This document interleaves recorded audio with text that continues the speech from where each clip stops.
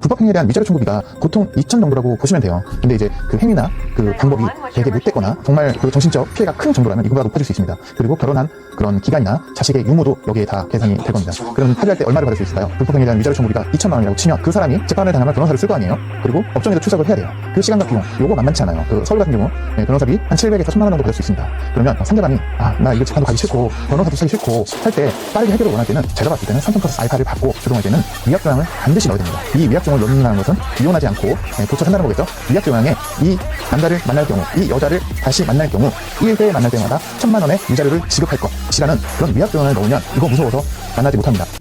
안녕하세요. 탐정법인 1호 대표 허정범입니다. 오늘은 저희한테 가장 많이 들어오는 의뢰 중 하나 외도조사와 그 다음에 사기사건에 대해서 의뢰가 들어올 때 저희한테 어떻게 진행을 하는지 외도조사 절차와 그 방법에 대해서 문의하시는 분이 굉장히 많은데요.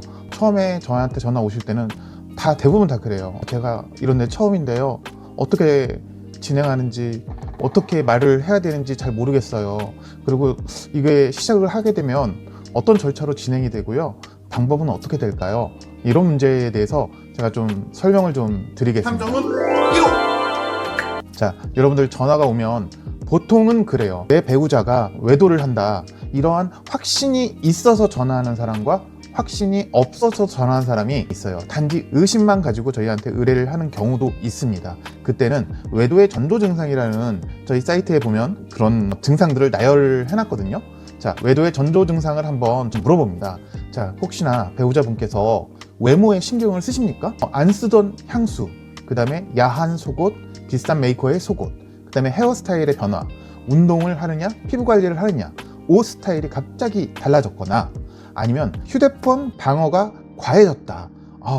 왜 내 남편 예전에는 핸드폰도 두고 다니고 뭐 잠그지도 않고 그 다음에 패턴도 달라진 것 같고 뭐 이런 경우가 꽤 있어요. 그러니까 얘 뭐 잠금 화면을 뭐 해놨다던가 패턴을 바꿔둔다거나 화면을 엎어두고 또 알림을 숨기거나 그리고 또 화장실이나 샤워할 때까지도 휴대폰을 가지고 들어가는 경우가 꽤 됩니다. 그리고 감정상 거리감 이런 것도 중요한 외도의 전조 증상일 수 있습니다.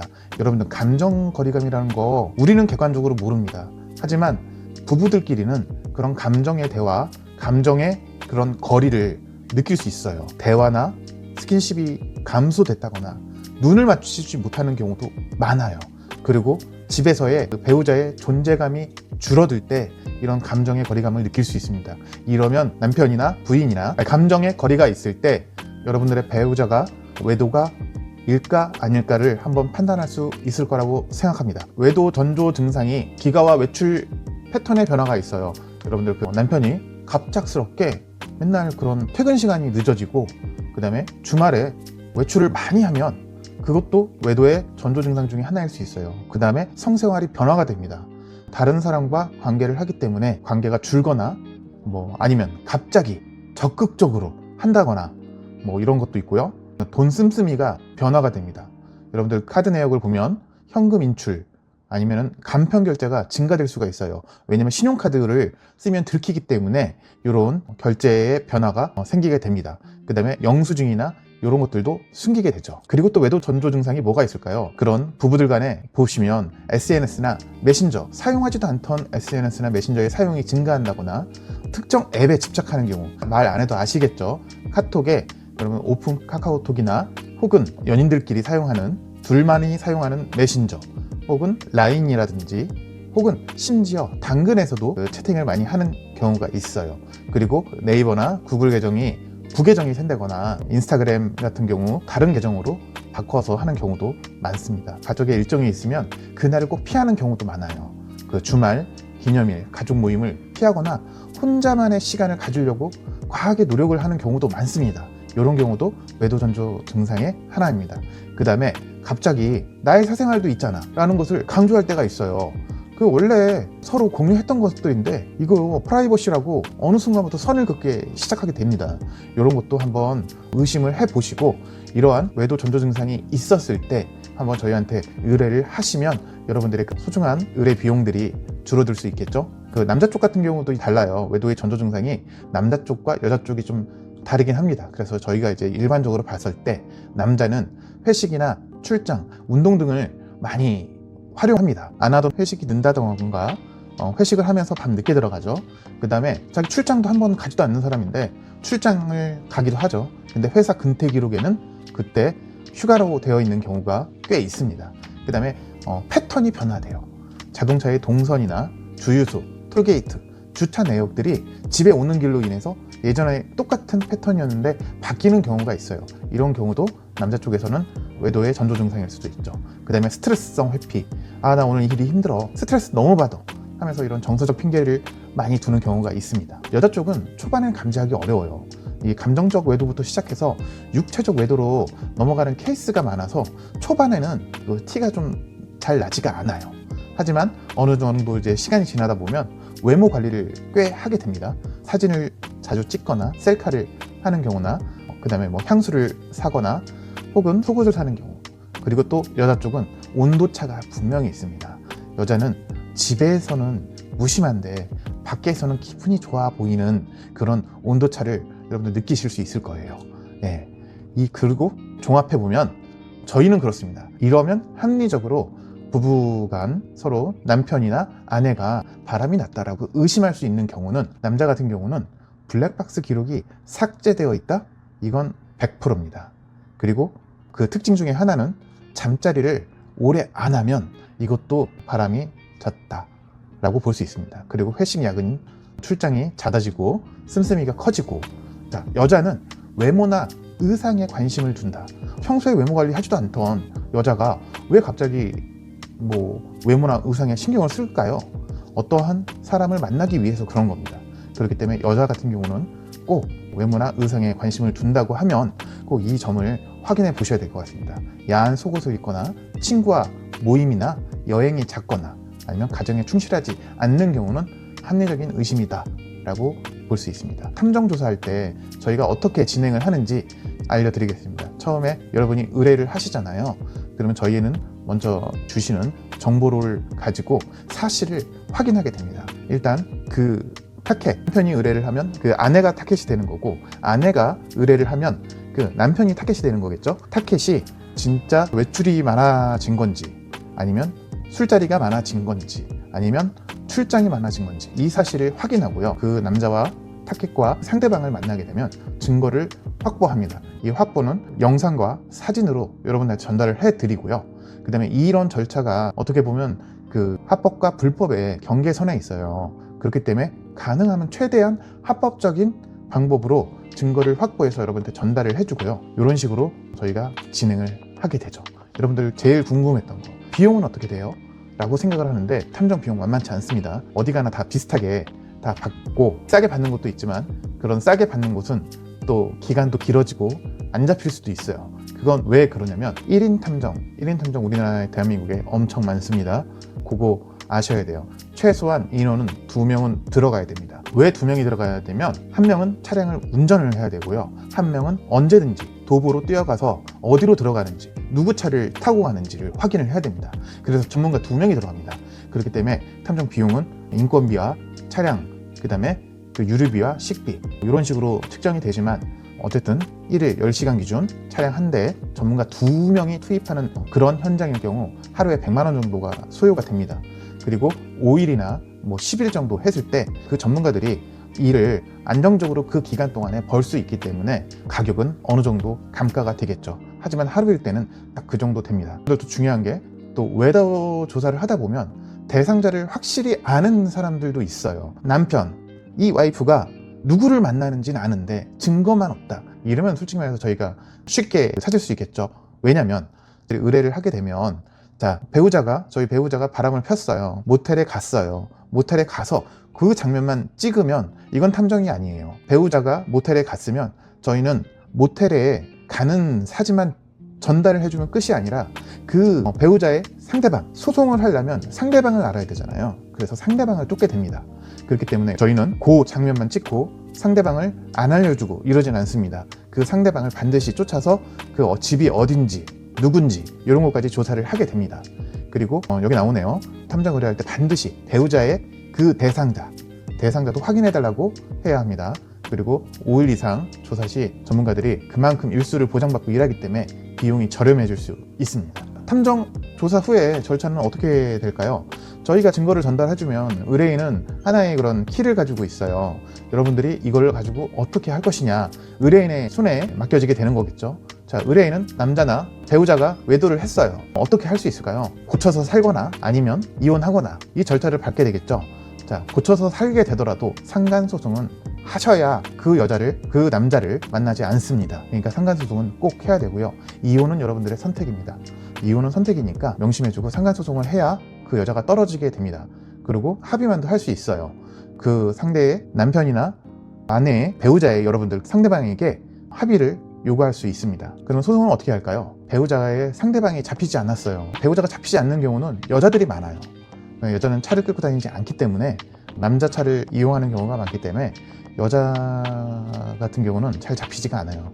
만약에 배우자의 상대방이 잡히지 않았다면 여러분들 이혼만 가능하겠습니다. 근데 상대방이 특정이 되어 있다면 여러분들 상간소송 가능합니다. 그리고 둘 다 가능도 하겠죠. 이혼과 상간소송 둘 다 가능합니다. 아까 전에 얘기했듯이 이혼소송은 하지 않고 상간소송만도 가능하다고 했죠. 자, 그러면 이혼소송과 상간소송 하지 않고 조정으로 가능하다 이렇게 얘기를 했는데, 일단 소송은 진행해야 됩니다. 소송을 하기 전에 판결을 앞두고 여러분들 조정을 한번 해봐라. 왜 조정이 들어가느냐? 이건 형사재판이 아니고 상간소송은 민사소송이고 이혼소송은 가사소송이기 때문에 언제든지 조정으로 합의를 볼 수 있습니다. 궁금한 게 뭐냐면, 또 상간소송 대신 합의할 때 얼마를 받아야 될까요? 금액은 정해져 있지 않습니다. 당사자의 그런 직업, 그 다음에 사회적 지위에 따라서 금액이 달라져요. 저희도 그 해본 결과 대기업을 다닌다거나 그 사람이 공기업이나 아니면 의사, 변호사, 그 사회적으로 큰 타격을 입게 되어서 그 직장을 할 수 없을 정도의 그런 위치에 있다면 여러분들 이거 금액 확실히 달라집니다. 저희가 지난번에도 한번 해봤는데 소송의 당사자가 대기업을 다니던 사람이었어요. 근데 요 사실을 알고 이혼을 준비 중이었는데 왜 갑자기 이혼을 할까 해서 저희한테 의뢰를 했는데, 알고 보니 다른 여자가 있었던 거죠. 근데 이제 그 당사자가 대기업을 다녔던 거고, 그 당사자한테 이 재산을 포기해라, 그 이혼에 대해서 분할한 재산을 포기해라 해가지고 당사자는 재산 분할을 포기하고 여자한테는 상간소송으로 인해서 상간조정이라고 해서 한 2천만 원 정도의 금액을 받은 그런 사례도 있었습니다. 상간소송 대신 합의할 때 일반적으로는 어떠느냐, 불법행위에 대한 위자료 청구비가 보통 2천 정도라고 보시면 돼요. 근데 이제 그 행위나 그 방법이 되게 못됐거나 정말 그 정신적 피해가 큰 정도라면 이거보다 높아질 수 있습니다. 그리고 결혼한 그런 기간이나 자식의 유무도 여기에 다 계산이 될 겁니다. 그러면 합의할 때 얼마를 받을 수 있을까요? 불법행위에 대한 위자료 청구비가 2천만 원이라고 치면 그 사람이 재판을 당하면 변호사를 쓸 거 아니에요? 그리고 법정에도 출석을 해야 돼요. 그 시간과 비용, 요거 만만치 않아요. 그 서울 같은 경우 변호사비 한 700에서 1000만 원 정도 받을 수 있습니다. 그러면 상대방이 나 이거 재판도 가기 싫고 변호사도 사기 싫고 할 때 빠르게 해결을 원할 때는, 제가 봤을 때는 3000 플러스 알파를 받고 조정할 때는 위약조항을 반드시 넣어야 됩니다. 이 위약조항을 넣는다는 것은 이혼하지 않고 고쳐 산다는 거겠죠. 위약조항에 이 남자를 만날 경우, 이 여자를 다시 만날 경우 1회 만날 때마다 1000만 원의 위자료를 지급할 것이라는 그런 위약조항을 넣으면 이거 무서워서 만나지 못합니다, 앞으로. 그렇기 때문에 요거 위약조항 꼭 넣으시길 바라겠습니다. 제일 중요한 거, 사기 사건에 떼인 돈을 받아주세요, 저희한테 이렇게 요구하는 경우도 많아요. 이 떼인 돈이 뭘까요? 사기입니다. 사기. 사기는 형법 347조 사람을 기망하여 재물을 교부받거나 재산상 이익을 취하는 자는 10년 이하의 징역 또는 2천만 원 이하의 벌금에 처한다, 이렇게 되어 있습니다. 그래서 이 사람이 정말 기망을 했는지 기망을 하지 않았는지 요게 되게 중요해요. 사기 사건에서 투자금이면 애매합니다. 그 차용증이나 그런 거 봤을 때 내가 언제까지 얼마의 이자를 어떻게 붙여서 이렇게 해주겠다, 이렇게 안 하고 빌려주는 사람들 대부분 많아요. 꼭 반드시 각서라도 한 장 있거나 은행 내역이라도 있어야 됩니다. 그리고 이게 그때 투자금이었는지 대여금이었는지 따라서 이거 확 달라지니까, 투자금인 경우에는 손실이 났을 경우 받지 못할 경우도 많습니다. 근데 대여금이었을 때는 받아낼 수 있는 방법이 되게 쉽겠죠. 기망이라고 했잖아요. 기망에도 종류가 여러 가지가 많아요. 적극적 기망과 소극적 기망이 있는데, 허위 사실을 넣어서 여러분들을 사실처럼 말해서 상대방의 판단을 흐리게 하는 경우, 이런 경우는 적극적 사기로서 형사사건으로 집어넣기가 편하죠. 저희한테 의뢰를 했을 때 돈을 받아들이기가 굉장히 편합니다. 저희한테 알려주실 때 이 사람이 여러분들의 그 각서나 혹은 그때 녹취록 같은 게 있으면 저희한테 한번 알려주시면 확인해서 저희가 이게 형사사건이 되는지 안 되는지에 따라서 돈을 받기가 쉬울 것 같습니다. 자, 적극적 기망에서 어떤 이해가 있을까요? 투자 영어. 손실 가능성을 알면서도 원금 보장, 이 말이 중요해요. 원금 보장 가능하겠다. 이러면 요거 사기예요. 이 원금 보장 해주겠다는데 돈을 안 준다? 사기입니다. 중고거래. 하자 반품 받은 물건으로 미개봉 새 상품으로 기재한다던가 아니면 뭐 채용 권한도 없으면서 보증금만 내면 합격하겠다. 이런 것들이 적극적 기망이라고 하거든요. 예, 적극적 기망은 되게 명료해요. 문자 녹취, 광고 문구 이런 것들이 증거에 골격이 되기 때문에 그 알려주시면 저희가 이거를 형사사건으로 대응할지 민사로 대응할지 일하기 수월할 수 있습니다. 그 다음에 이제 소극적 기망행위에 대해서 알아볼게요. 이건 부작위행위라고 하는데요.